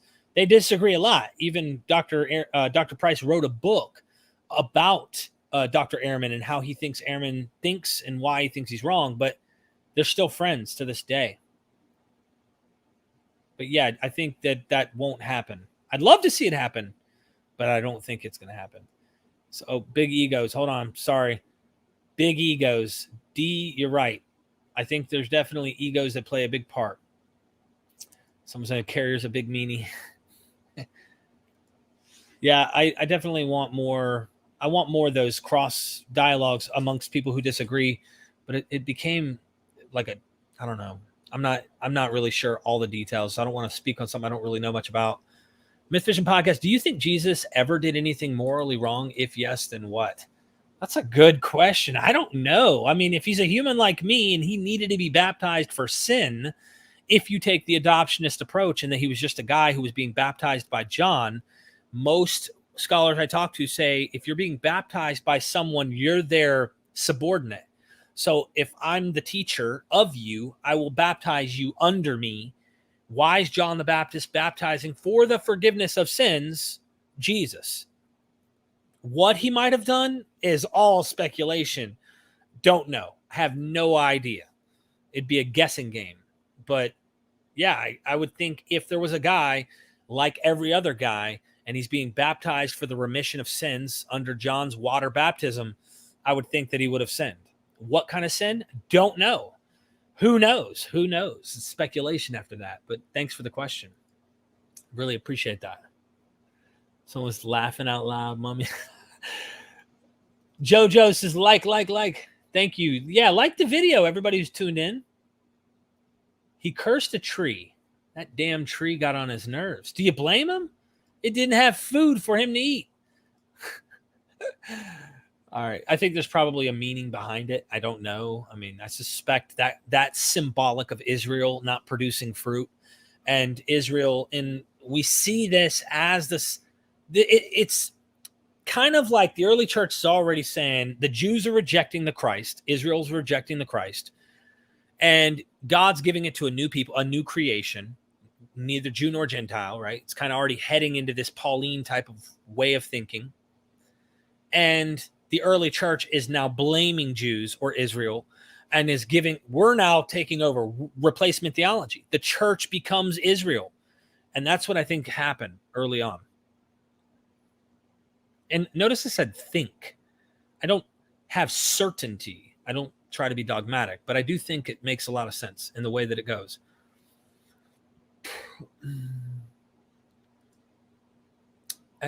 Carrier explained. I don't remember his explanation of it.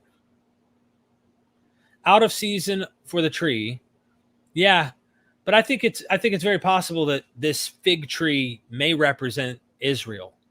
It could be a symbolic metaphor or some type of parable, because I think he curses it in Mark, and Richard Carrier sees Mark as one giant parable. So it's really speaking for why Israel rejected the Christ, I think. Yeah, Mark in the chat, in the private chat on the side, is saying egos are many. Yeah, I agree. William, thank you for the super chat. God and Christ that exist allowed their message to be incomplete and varied. This allows generations of varied ideas and institutions to come to life. 100%. If he's not the author of confusion and he is in control, supposing this God exists, right? If we presuppose that, He didn't do a good job of making sure that the confusion didn't keep going, or he really wants the confusion to go. So he's like letting people get led astray. And one as a Calvinist could argue, I say that as one who was a Calvinist, you could say, you know what?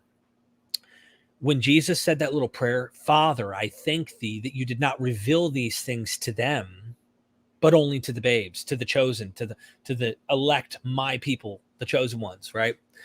He purposely prays and thanks his Father that he doesn't reveal these truths to people. Can you imagine what kind of God that is if he's controlling the universe, that he purposefully wants people to not have the truth? That is an interesting thing to consider. Thank you for the super chat. I hope you guys will be there. Let's show them why the A team is MythVision. I'm going to share that screen one more time, let you guys see what we're doing. This is the page, MythVision Podcast Force, mythvisionpodcast.com/Bart. And we've got Andrew's going to be there from Religion for Breakfast. I think Holy Kool-Aid will be there. Aaron Ra will be there. We've got, I think, Cosmic Skeptic, maybe genetically modified skeptic. There's a bunch of these big YouTubers that are probably going to be there. And I want to show them why MythVision is the best.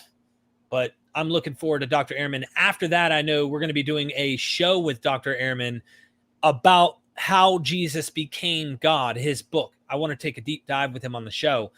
And I think it'd probably be good for those who are tuning in who didn't see it earlier to watch as we are getting close to the end of this episode. I want to show you guys the conversation I had with Dr. Ehrman on this topic. So if you didn't see this, if you did, please bear with me. Let me share it again for everybody who's tuning in.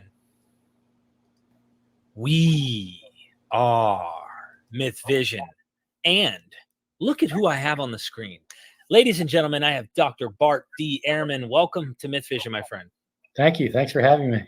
I'm excited. I love learning about these narratives, how these religions developed, specifically your expertise in critical scholarship and textual criticism on Jesus. But this whole book you wrote, How Jesus Became God, I've been digging into lately, and I want to do a follow-up interview with you on this book.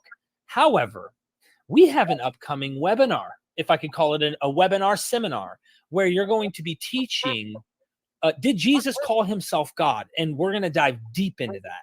Can you tease us with something? Can you just give us a tease? Because I can't wait to be there. Ladies and gentlemen, go down in the description, join the webinar. It's right there. The link is right there. It's only $9.95. And it's live. And if you can't catch it live, it's $14.95. You guys can catch it anytime. Dr. Ehrman, tease us. Yeah, well, I've long thought this is a really important question because, of course, throughout the history of Christianity, I think right at the beginning, the earliest Christians called Jesus God, and they meant different things about it, depending on, because, what does it mean? Does it mean he's Yahweh? Does it mean that he's like part of the Trinity? Does it mean, and different Christians had different ways of understanding, like, what it meant. But the question in this webinar is, what did Jesus think? Good question. Because the Christians, later definitely, and I don't think that Dan Brown's right in the Da Vinci Code that it wasn't until the Council of Nicaea that it happened. No, it's like just like way before Paul. I mean, right away, probably weeks later, people are saying that Jesus is a divine being. So it's one interesting thing, what they meant by that, and a lot of my book on how Jesus became God is what they meant about it and how they changed their views over time. But this webinar is a more fundamental issue. I mean, what did Jesus think about himself? Did he call himself a divine being, or did he actually think? I mean, did he think he existed before he was born? Did he think that he was like? I mean, what did he think? And so that's what the webinar is about. I can't imagine.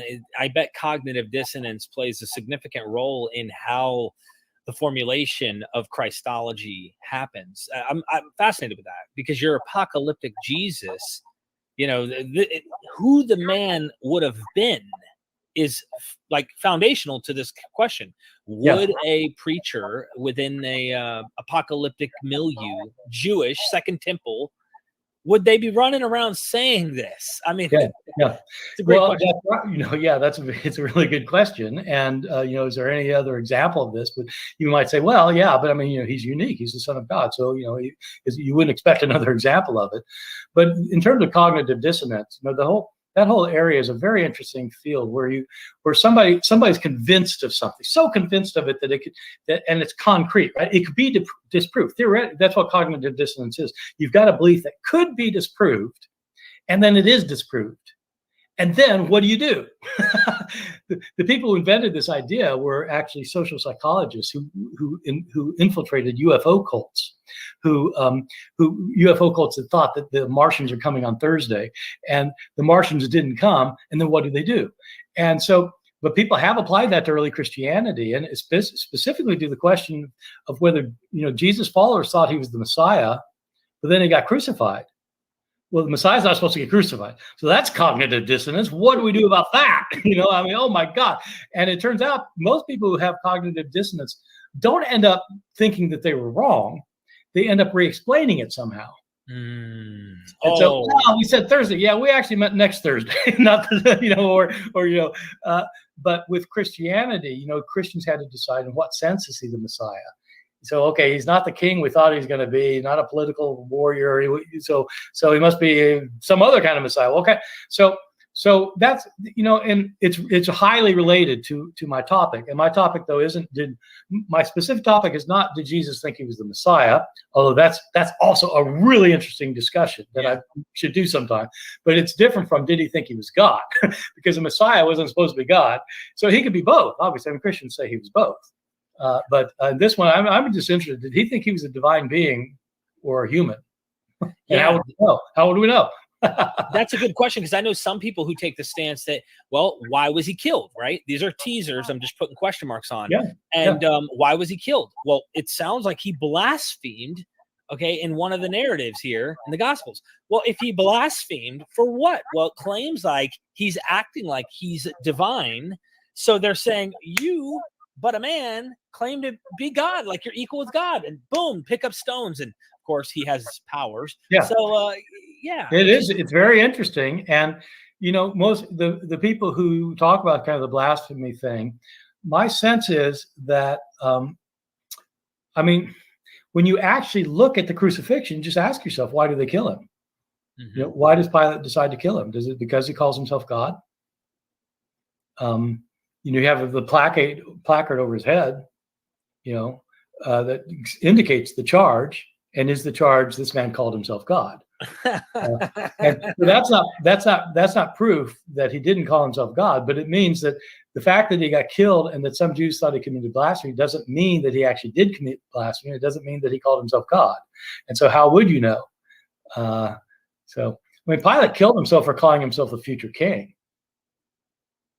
This man is the king of the Jews. That's what the trial is. Are you the king of the Jews? It's not, Pilate didn't say, are you nuts enough to think you're God? Which God are you? It's not like that. It's like, no, are you a political threat? That's amazing. I look forward to this. The interesting thing about you being a textual critic is you not only are discussing like how Christians understood this. For Christians who use the Bible, they really should look at the text themselves and realize you're not making a case about what Irenaeus is saying, so to speak, or what Justin Martyr is saying.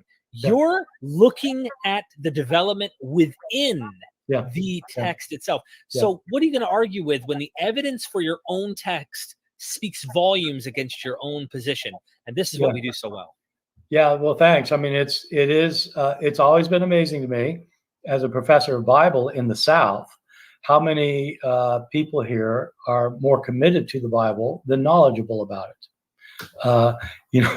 They're convinced the Bible is the Word of God, but they never bothered to read the book that God wrote. Why would that be? If God wrote it, don't you want to read it? Come on. And the people who do read it, of course, they come up with these strange ways of reading. They don't read it like, if God inspired a book, you should read it like you read a book, right? Like you start at the beginning and go to the end and see what the context is and figure out who the author is and when it was written. Like, that's how you read books. So you should read the Bible that way. Exactly. Exactly. So how long is this seminar or webinar going to be? So I'm going to talk for 40 or 50 minutes, and then there's going to be 20 or 30 minutes for Q&A. So people who attend will have the opportunity to submit a question. I'm sure I won't have time to answer all of them, but I'm going to answer the ones that I can. And so, but everybody will have an opportunity to ask a question. Yeah, so it'll be about an hour and a half altogether. And what day is this taking place on? So it's going to happen on November 7th, and it'll be at 3:00 Eastern time. So November 7th, 3:00. It'll be people can register. People will have to register for it in advance, and then so it'll be done remotely, obviously. Yeah, absolutely. All you got to do is go down in the description. There's the link, right? Check it out, click it. Go ahead and sign up now. And is it going to be used through Zoom? I don't know. It's going to work. Let's put it that way. I think it's going to be Zoom. I think we're going to do it through Zoom, but the guy who's my technical expert hasn't. I guess he does. I think actually there might be a Zoom link actually on the invitation that you've got there. Okay. Yeah. So there'll be some kind of link. There'll be some kind of link there. Yeah. I'm going to go there. Ladies and gentlemen, if you're MythVision fans, you've been watching for a long time, join me in checking out this webinar. I'm excited to go do it. Not only that, let's give Dr. Ehrman a reason to come back on the channel and keep engaging in the conversation, because I'm super excited to hear what he has to say. I want to do a follow-up show with him on how Jesus became God. So if you have $9.95, go down in the description, click the button, and join, because I'm going to be there live. And I hear that there's going to be other big YouTube names that are going to be there too. So we're competing. You're competing. You need to get your people out. Yeah, we need to get as many people from MythVision to join. And yeah, go check out Dr. Ehrman. I'm excited. Let's be the #1 crew, all right, that actually gets people to show up, because this is what MythVision does. We are huge into the textual criticism. We are big into dismantling these texts and understanding what was going on. It also, in effect, debunks fundamentalism and other people who hold such a high view of these texts, but really, they're not really paying attention to them. They're trying to harmonize. So this is what I really love about what you do, Dr. Ehrman, and I look forward to seeing you at this seminar. Okay, thanks. I'm looking forward to seeing you there too. All right. So someone said this is a video, or this webinar would be a good one for Muslims. That's true. Because actually in their text, they claim Jesus was never God, and he didn't claim to be God. He was also not crucified, which I think would be an interesting question to posit to Dr. Ehrman to hear his thoughts.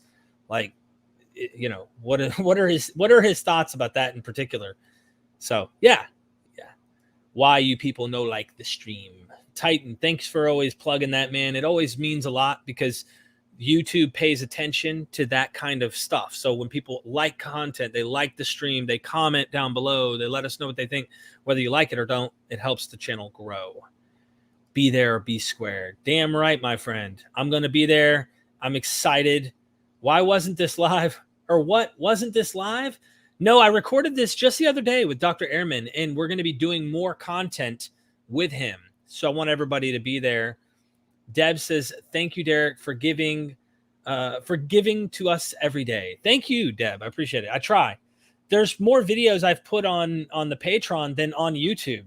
So for those who are on there, it never ends. Never, ever ends.